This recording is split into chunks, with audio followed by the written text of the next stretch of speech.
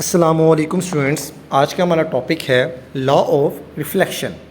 Basically दो laws हैं, reflection के दो कवानीन हैं। आपने इन दोनों को बहुत अच्छे से याद करना है, ये बहुत इंपॉर्टेंट क्वेश्चन है। ठीक है, अब हम इसको स्टार्ट करते हैं। The incident ray, the reflected ray and the normal at the point of incidence all lie in same plane. बेटा देखें, हमने कल जो टर्म्स पढ़ी थी ना, उसमें इंसिडेंट रे थी, एक रिफ्लेक्टेड रे थी, एक नॉर्मल था जिसे परपेंडिकुलर भी कहते हैं। तो ये जो तीनों ये एक ही, जब ये एक ही पॉइंट पर जब आती है ना, एक ही पॉइंट पर, तो उस पॉइंट पर जो कि इंसिडेंस पॉइंट है उनका, उस पॉइंट के ऊपर ये तमाम की तमाम एक ही प्लेन के ऊपर होती हैं, एक ही मीडियम के ऊपर होती हैं, एक ही जगह पर होती हैं। तो ये इसका पहला पॉइंट था। सेकंड पॉइंट है the ratio of speed of light in vacuum, यानी कि किसी खला के अंदर जो स्पीड ऑफ लाइट है तो इट्स स्पीड अनदर मीडियम, यानी कि आपकी रेशो आपको पता है रेशो जो होती है वो निस्बत जो होती है वो दो चीज़ों के बीच में होती है। रेशो जो होती है वो दो चीज़ों की, तो एक speed of light in a vacuum और दूसरा स्पीड इन अनदर मीडियम। अगला मीडियम कुछ भी हो सकता है, गिलास हो सकता है, एयर हो सकता है, उसके अलावा क्या कहते हैं वाटर हो सकता है, कोई भी मीडियम इज़ ऑलवेज कॉन्स्टेंट।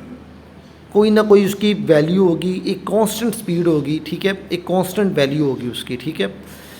तो ये हमारे पास सेकंड पॉइंट था। बेटा ये सेकंड पॉइंट है ना, इसको हम आगे दोबारा अभी पढ़ने जा रहे हैं, ठीक है। वो क्या पढ़ेंगे हम? Reflective index. रिफ्लेक्टिव इंडेक्स क्या होता है? देखिए ज़रा सेकंड लाइन पे, सेकंड पैराग्राफ पे, we can define reflective index as reflective index is the ratio of speed of light in vacuum to its speed in the medium.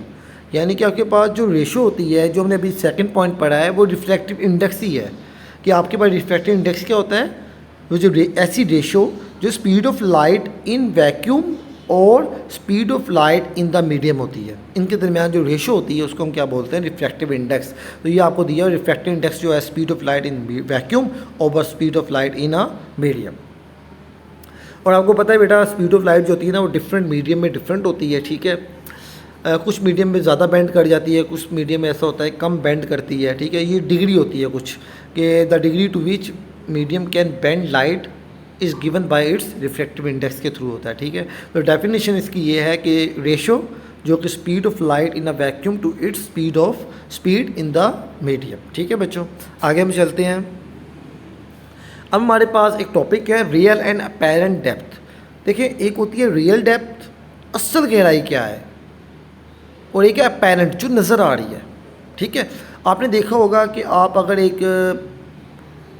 देचकी लें, उसमें पानी भर दें, तो आप पानी के ऊपर से अगर गौर से देखेंगे ना, तो आप कहेंगे यार इसकी लेंथ जो है ना इतनी है, लेकिन असल में उसकी डेप्थ और ज़्यादा गहरी होगी, ठीक है। पानी के अंदर से आपको ज़्यादा अंदर नज़र नहीं आ सकता, यानी कि आपको एक हद ही नज़र आएगी कि आप कहेंगे यार ये इतना नज़र आ रहा है, ये उसकी पैरेंट है, लेकिन असल में उसकी रियल जो लेंथ डेप्थ होती है वो डिफरेंट होती है, ठीक है। अब देखिए मिसाल के तौर पे वो कह रहा है some time reflection of a light gives us false impression of depth, यानी कि जो रिफ्लेक्शन ऑफ लाइट है ना, जो लाइट की रिफ्लेक्शन है, जो लाइट टकरा के मुड़ रही है, वो हमें ना गलती से कभी कभार अच्छा सही गहराई के बारे में और ऑब्जेक्ट्स के बारे में नहीं बताती, ऑब्जेक्ट्स की पोजीशन के बारे में नहीं बताती। For example, we have notice that clear swimming pools look shallow than the actual depth. हम देखते हैं कि यार ये आपके पास जो स्विमिंग पूल हैं उनकी जो असल आपको ऊपर से नज़र आ रहे हैं, लेकिन आप जो ही थोड़ा आगे जाएँ तो आप देखेंगे उसकी गहराई बहुत ज़्यादा होती है, उसकी एक्चुअल गहराई के बारे में नहीं बताते। इसकी वजह क्या होती है कि यहाँ पर रिफ्लेक्शन ऑफ लाइट हो रहा होता है, ठीक है। अब light travel faster in air than water, air के अंदर लाइट तेज़ी से गुजरती है बनिस्बत के पानी के। When light passes from denser medium, देखिए बेटा डेंसर मीडियम वाटर है, ठीक, उसकी डेंसिटी ज़्यादा है, to rare medium air it bend away from the normal. हमने ये कल भी मैंने आपको ये पढ़ाया था बच्चों कि आपके पास जब भी वाटर से एयर की तरफ हम जाते हैं, यानी वाटर से इंसिडेंट रे के रिफ्लेक्ट होती है एयर की तरफ, तो ये अवे चली जाती है। ये हमने कल पढ़ा था, ठीक है। वही चीज़ इसे दोबारा रिपीट की है।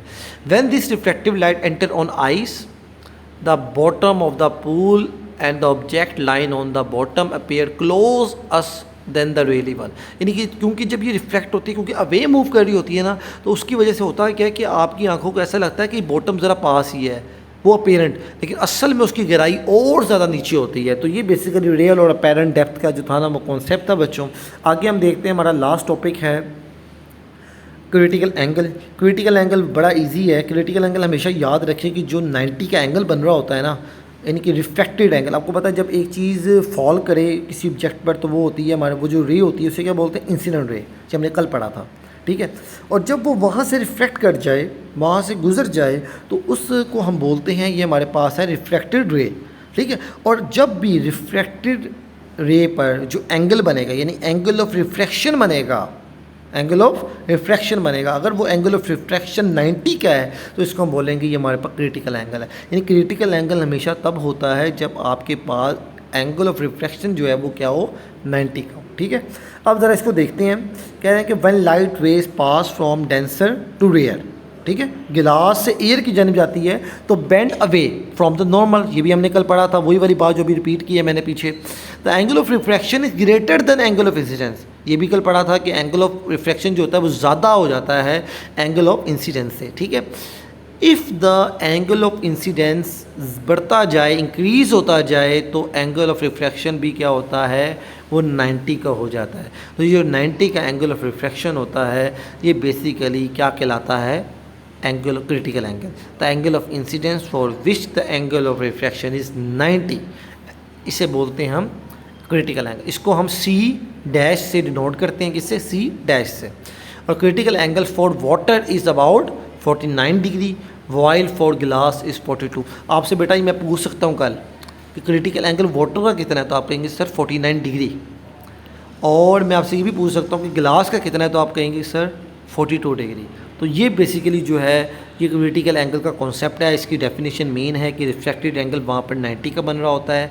और आपसे MCQs में पूछा जा सकता है कि 49 क्रिटिकल एंगल जो है वाटर का क्या है और गिलास का क्या है, वो 49 और 42, ये भी आपसे पूछा जाता है। लिहाजा ये 4 अहम टॉपिक हैं, आपने इनको अच्छे से प्रिपेयर करना है, तैयार करना है, और इंशाल्लाह मैं आपसे इसमें से सुनूंगा भी, और आपने इसको अच्छे तरीके से तैयार करना है, ठीक है बच्चों। ओके, अल्लाह हाफिज़।